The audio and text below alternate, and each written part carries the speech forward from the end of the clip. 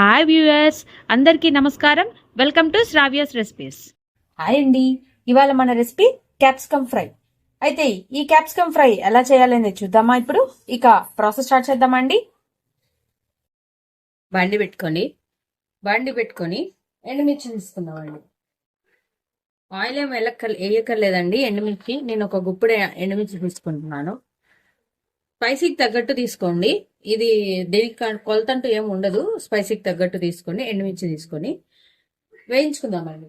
అలానే కొంచెం జీలకర్ర కూడా తీసుకుందాం. మంచిగా వేయించుకుందామండి.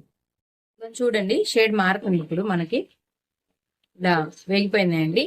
ఇప్పుడు ఒక ప్లేట్లోకి తీసుకుందాం ఇవి. ఇప్పుడు నేను ఒక స్పూన్ ధనియాలు తీసుకుంటున్నాను. ధనియాలు కూడా అట్లానే వేయించుకోండి. నేను ఆల్రెడీ ఇది వేయించినాయండి, అయినా కొంచెం వేయిస్తున్నాను. అట్లానే శనక్కాయ గుళ్ళు తీసుకుంటాను. శనక్కాయ గుళ్ళు తీసుకొని మళ్ళీ అవి కూడా వేయించుకోండి. నేను అవి ఆల్రెడీ వేయించినాయండి, అందుకని నేను ఏం చేస్తున్నానంటే జస్ట్ కొంచెం సేపు అట్లా వేయించి తీసేస్తాను. మీరు మాత్రం గోడ్చోడు వచ్చేదాకా వేయించుకోండి.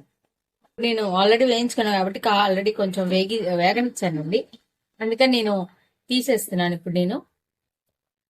ఇప్పుడు ఒక జార్ తీసుకోండి. ఇట్లా మనము వేయించుకున్న ఎండుమిర్చి జీలకర్ర వేసేసుకోవాలండి. మిక్సీ పట్టుకోవాలి.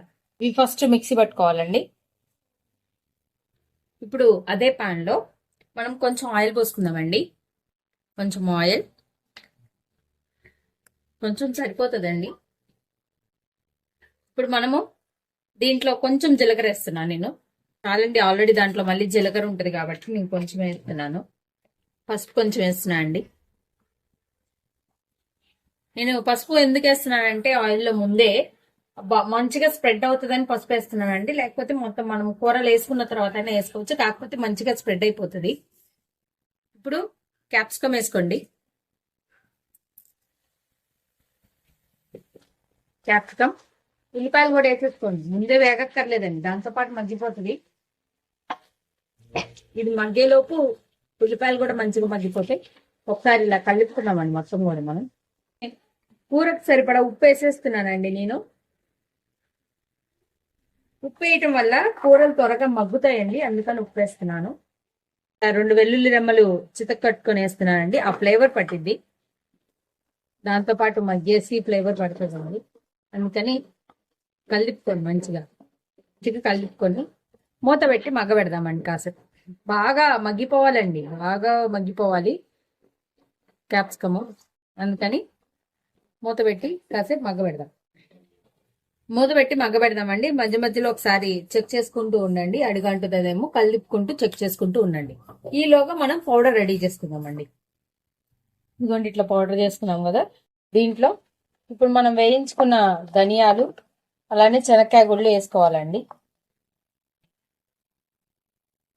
4 ఇలా ఎండు కొబ్బరి ముక్కలు వేసుకుంటున్నాను. అట్లానే 4 వెల్లుల్లి వేస్తున్నాను. ఆల్రెడీ దాంట్లో వేసుకున్నానండి, నేను 2 పాయలు వేసాను. అయినా కానీ దీంట్లో ఒక 4 రెమ్మలు అంటే 4 వేసుకున్నాను. కావాలంటే ఇంకొకటి వేసుకోండి మీకు టేస్ట్ నచ్చితే. ఇప్పుడు దీన్ని గ్రైండ్ చేసుకుందామండి. చూడండి పౌడర్ ఇలా మంచిగా పట్టుకొని ఉంచుకున్నాం కదా. ఇప్పుడు మనకి ఈ ఆ క్యాప్సికమ్ మగ్గిందో లేదో చూద్దామండి ఒకసారి. ఇలా పట్టుకొని పక్కన పెట్టుకోవాలండి పౌడర్. మనము క్యాప్సికమ్ మగ్గేలోపు ఈ పౌడర్ ఇట్లా పక్కన పెట్టుకోవాలి. ఒకసారి వేసుకుంటే 2 ట్రిప్పులు వస్తుందండి, చూసుకొని వేసుకోండి. కాకపోతే ఎప్పటికప్పుడు వేసుకుంటేనే టేస్ట్ బాగుంటుంది. మిగిలితే ఉంచుకోవచ్చండి, ఏం కాదు. ఫ్రిడ్జ్ లో పెట్టుకుంటే ఉంటది, ఏ ఇబ్బంది ఏమి ఉండదు. 2 టైమ్స్ వస్తుంది. ఇదిగోండి మంచిగా మగ్గిపోయింది క్యాప్సికమ్ అను ఉల్లిపాయలు మంచిగా మగ్గిపోయినాయండి. ఇప్పుడు మనం తీసుకున్న పౌడర్ వేసుకుందాము. మంట సిమ్ లో పెట్టుకొని చేసుకోండి. మనకి ఎంత క్వాంటిటీ కావాలి అనేది చూసుకుంటూ వేసుకోండి.